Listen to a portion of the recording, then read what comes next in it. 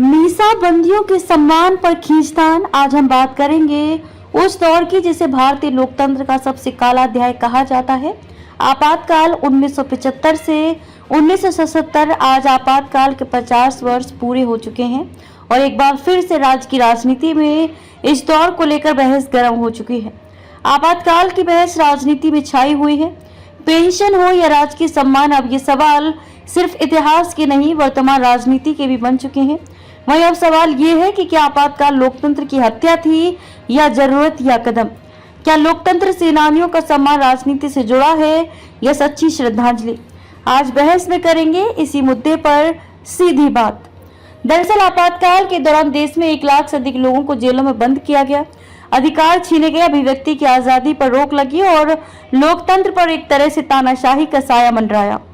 उन लोगों को जिन्हें आज मीसाबंदी कहा जाता है, महीनों जेलों में रहना पड़ा, कई परिवार उजड़ गए, कई बच्चे शिक्षा से वंचित रह गए। कल आपातकाल की 50वीं वर्षगांठ पर प्रदेश में विभिन्न कार्यक्रम आयोजित हुए। मुख्यमंत्री विष्णुदेव साय ने मुख्यमंत्री निवास में मीसाबंदियों को सम्मानित किया और उन्होंने उन्हें लोकतंत्र सेनानी बताते हुए बड़ी घोषणाएं भी की। अब मीसाबंदियों के सम्मान सियासत छिड़ गई है। वहीं मुख्यमंत्री विष्णुदेव साय मीसाबंदियों के सम्मान और पेंशन को लेकर कहा, देश में लोकतंत्र की हत्या हुई थी, लाखों लोग जेलों में ठूंसे गए, हम इन लोकतंत्र सेनानियों को सम्मान देंगे। अब उन्हें मृत्यु उपरांत राजकीय सम्मान भी मिलेगा और पेंशन जो पिछले 5 वर्षों से रुकी हुई थी उसे भी पुनः शुरू किया जाएगा। वहीं कांग्रेस इस पर शुरू से मीसाबंदियों की पेंशन सुविधाओं को लेकर राजनीतिक गलियारों पर सवाल उठाती रही है। पूर्व मुख्यमंत्री भूपेश बघेल ने इस पर तीखी प्रतिक्रिया देते हुए कहा कि इंदिरा गांधी ने संवैधानिक दायरे में रहते हुए निर्णय लिया था और बाद में कांग्रेस पार्टी ने आपातकाल के दौरान हुई गलतियों को स्वीकार भी किया। इंदिरा गांधी ने हिम्मत दिखाई थी, निर्णय संविधान के तहत था। पार्टी ने माना है कि कुछ जगहों पर गलत हुआ और हमने स्वीकार भी किया। बहरहाल एक बार फिर से राज्य की राजनीति में आपातकाल का काला अध्याय खुलने से पक्ष और विपक्ष के नेता आमने सामने होकर तीखी बयानबाजी कर रहे हैं। पूर्व सरकार के कार्यकाल में लोकतंत्र सेनानियों की पेंशन रोके जाने का विषय हो या उनको मिलने वाले राजकीय सम्मान का विषय, जिस पर अब राजनीति प्रदेश में देखने को मिल रही है।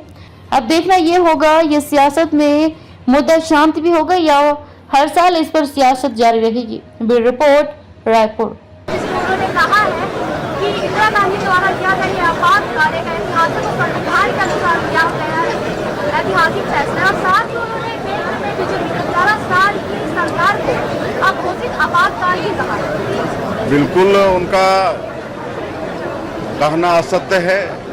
उन्होंने आपातकाल लगाकर लोकतंत्र की हत्या की थी। पूरे देश में 1 लाख से ज़्यादा लोगों को जेल में डाल दिए थे। 19 महीना जेल में रहे। कितना का परिवार बर्बाद हो गया, कितने के बच्चों की पढ़ाई लिखाई सब प्रभावित हो गई। तो कांग्रेस ने बहुत बड़ा पाप किया 25 जून 1975 में आपातकाल लगा के। चलिए बहुत बहुत धन्यवाद सर बहुत धन्यवाद।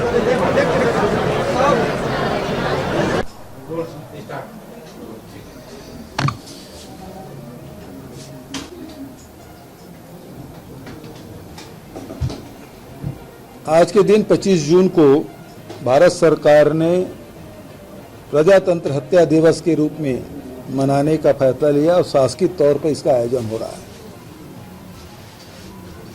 आप सबको पता है कि 25 जून 1975 को इंदिरा जी ने इमरजेंसी लागू की थी और वो इमरजेंसी संविधान के प्रावधान के तहत किया गया था। इंदिरा जी में हिम्मत थी कि उन्होंने इमरजेंसी लगाई, लेकिन वो सब संविधान के तहत ही किया गया था।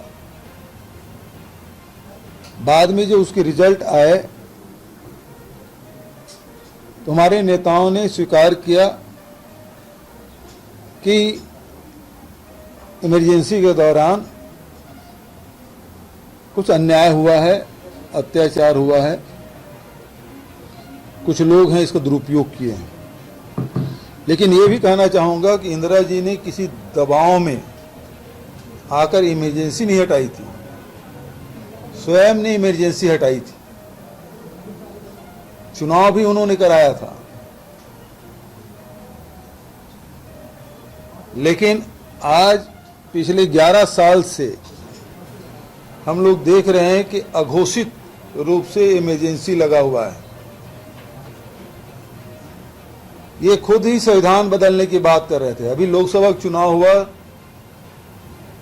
तो अब की बार 400 पार। लोगों ने पूछा 400 पार क्यों चाहिए, तो उन्होंने कहा हम संविधान बदलना चाहते हैं। मतलब संविधान पे इनको विश्वास नहीं है। जितने भी संवैधानिक निकाय हैं उसके स्वायत्ता पे हनन किया जा रहा है। अब सीएजी की रिपोर्ट पे कोई चर्चा नहीं होती, उस पर कोई कार्रवाई नहीं होती। पिक एंड चूज की स्थिति बनी हुई है। केंद्र और राज्य के जो अधिकार है उसमें लगातार कटौती किया जा रहा है। जितने भी यूनिवर्सिटी है उसमें मनमाने ढंग से अपने लोगों के, आरएसएस के लोगों के नियुक्तियां की जा रही है। न्यायपालिका को कमजोर करने के हर कोशिश ये लोग कर रहे हैं। और तो और सीजीआई को धमकाने से भी ये लोग बाज नहीं आ रहे। स्थिति ये है कि पहले औद्योगिक मामले में उद्योग जगत से जुड़े हुए लोग अपनी बात रखते थे, लेकिन अभी किसी उद्योगपति की हिम्मत नहीं है कि सरकार के नीतियों की आलोचना कर सके। मीडिया पर पूरी तरह से नियंत्रण है। आज मीडिया, कोई भी मीडिया हाउस सरकार के नीतियों के या कार्यक्रमों के खिलाफ में कोई भी कार्यक्रम चला दे तो उसके यहाँ स्थानीय पुलिस, सीबीआई, आईटी, ईडी सब पहुंच जाते हैं। उदाहरण के तौर पे आपको बताना चाहूंगा कि 2017 में एनडीटीवी पे छापा पड़ा था, अब नहीं पड़ेगा क्योंकि मालिक बदल गया है। दूसरा, 2018 क्विंट में इनकम टैक्स का रेट पड़ा था। 2021 में इनकम टैक्स का रेट पड़ा था न्यूज लॉन्ड्री पे, भारत समाचार पे पड़ा था, न्यूज क्लिक पे 2021-2023 में रेट पड़े, और ईडी और दिल्ली पुलिस के। दैनिक भास्कर पर 2021 में इनकम टैक्स का रेट पड़ा। बीबीसी जो अंतर्राष्ट्रीय स्तर पर उसकी पहचान है, उन्होंने गुजरात के समाचार दिखाए तो 2023 में इनकम टैक्स पड़ गया था। न केवल ऑफिस में बल्कि उनके कर्मचारियों पर भी कार्रवाई हो गई थी। अभी ताजा में आप देखेंगे द वायर में 2022 में कार्रवाई हुई। ताजा आप देखेंगे अभी ऑपरेशन सिंदूर हुआ, उसके पहले 4 PM को सस्पेंड किया गया।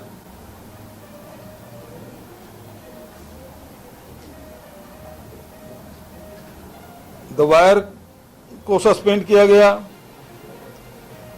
ईडी ने गुजरात समाचार छापा डाला मई 2025 में, उसके मालिक बाहुबली शाह की गिरफ्तारी हुई।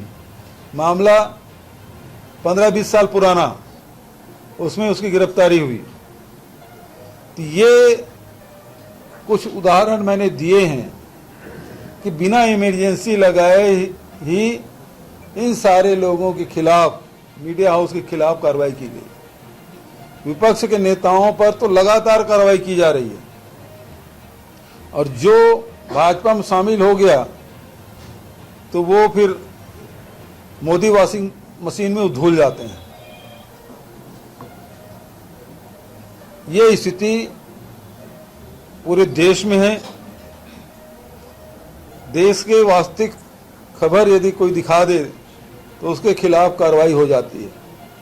नेता यदि विरोध में बात कर दे तो उसको जेल में ठूस दिया जाता है। उसके घर ईडी, आईटी, इनकम, सीबीआई सबके रेट पड़ने शुरू हो जाते हैं।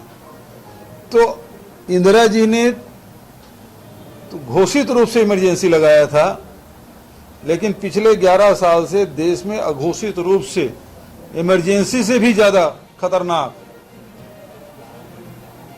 कार्रवाई पूरे देश में मीडिया पर भी और नेताओं पर भी, उद्योगपतियों पर भी, सब पर कार्रवाई हो रही है।